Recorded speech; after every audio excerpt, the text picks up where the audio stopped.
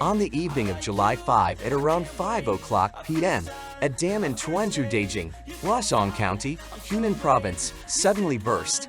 It occurred in the middle and lower reaches of Dongtinghu Lake on the Yangtze River.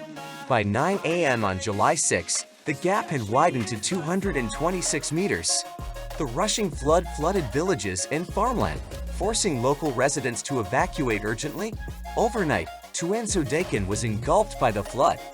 The inundated area amounted to 47.6 square kilometers, 93% of the total area of Tuanzhou-Dajing. The average water depth reached about 5 meters, almost completely hiding two-story buildings. About 6,000 residents were urgently evacuated. Videos appeared online showing water from the lake rapidly flooding villages. People hurriedly left their homes, abandoning large household appliances. Some left with only small suitcases, while others transported elderly relatives on tricycles.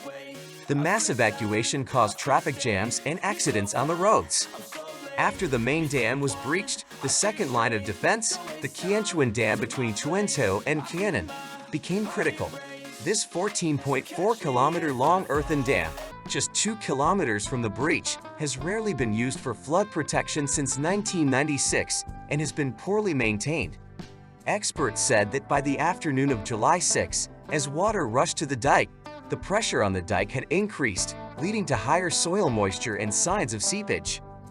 Dongtinghu Lake is China's third-largest lake, and the dam breach poses a significant threat to the lives and property of hundreds of thousands of people in the surrounding areas.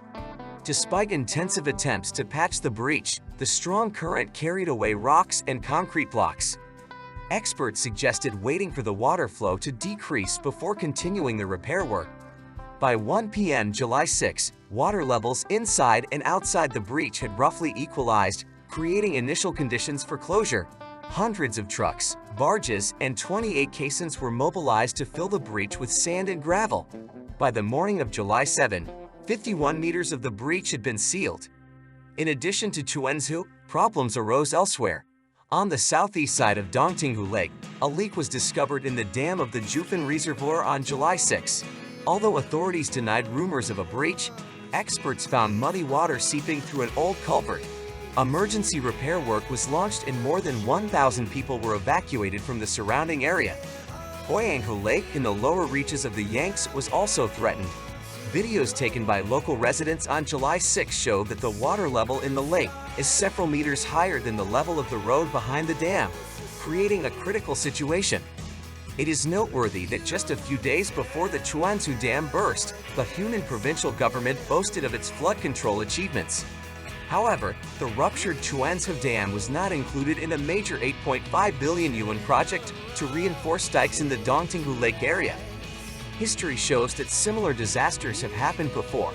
In 1996, the Tuanzhou Dam also burst, causing significant damage. However, the lessons of the past do not seem to have been learned.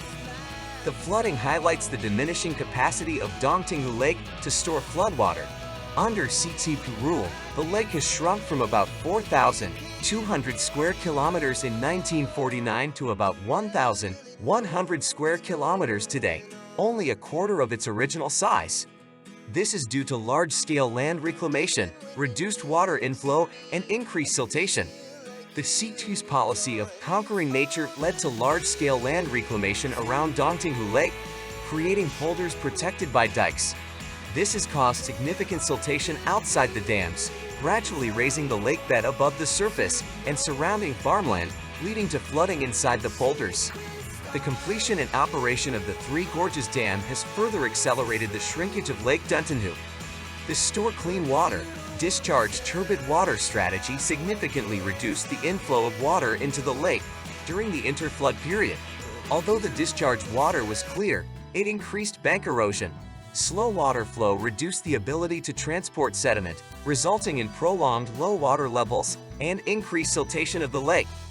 Numerous small reservoirs built by the CCP in the upper reaches of Dongtinghu Lake in the 1960s reduced the flow of water into the lake and deteriorated over time, increasing the risk of flooding instead of preventing it.